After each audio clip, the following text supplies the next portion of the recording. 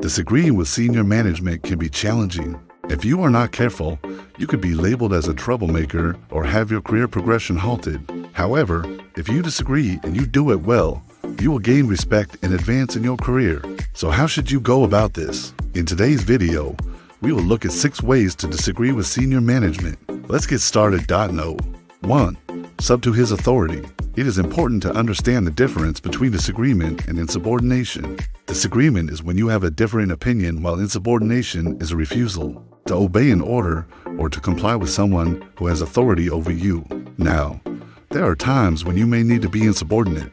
For example, if your boss asks you to do something that violates company policy or the law, then you should consider being insubordinate and refusing to do it.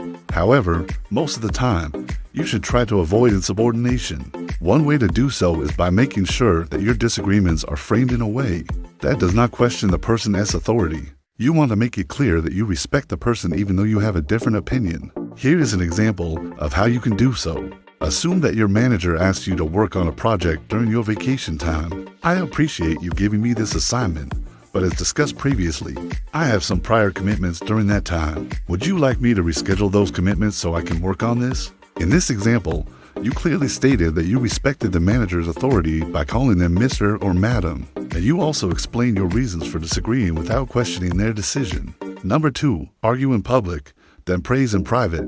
This idea might sound counterintuitive, but sometimes it is better to argue in public and then praise the person in private than to do the opposite.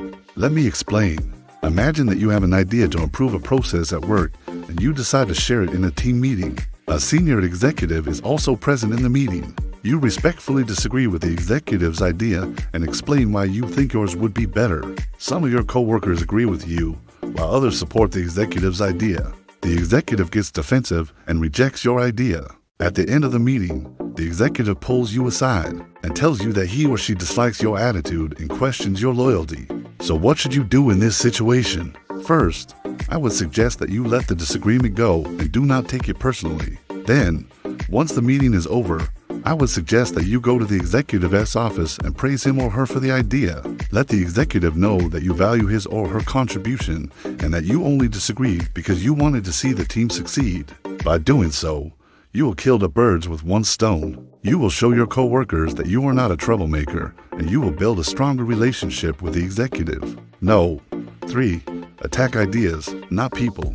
People often become defensive when they feel that someone is attacking them personally. Therefore, when you disagree with a senior executive, it is best to attack the ideas, not the people. For example, assume that a senior executive suggests that your department should adopt a new software. Instead of saying you are wrong about this software, you should say I have concerns about this software. Next, explain your reasons for disagreeing. For example, our current software works perfectly well, and I am not convinced that the new software will bring any real improvement. By focusing your disagreement on the idea rather than on the person, you will come across as someone who is rational and respectful. Keep in mind that although you can disagree, you should still be professional. Avoid using swear words or getting overly emotional. Doing so will only make you look bad. 4. Know when to disengage. There will be times when you disagree with senior management, but you should let it go. Why? Because sometimes the benefits of speaking up are outweighed by the risks. For example, assume that you work for a small company and you disagree with the CEO's idea. The CEO is very controlling and does not like to hear any opposing opinions. If you speak up, the CEO may retaliate by taking away your responsibilities, demoting you, or even firing you. Since the company is small, this would make finding a new job very difficult. In this situation, you should keep quiet and look for another job. How do you know when you should disengage? First, ask yourself whether you can trust the senior executives. If you cannot, then you should not waste your time trying to convince them to see things from your perspective. Second, ask yourself whether you can deal with the consequences if they ignore your ideas. If you can, then you should consider speaking up. But if you cannot, then it is best to disengage. Third, ask yourself whether your ideas would actually make a difference. If you have recently joined the company or have little experience in the industry, then it is best to listen more than you speak.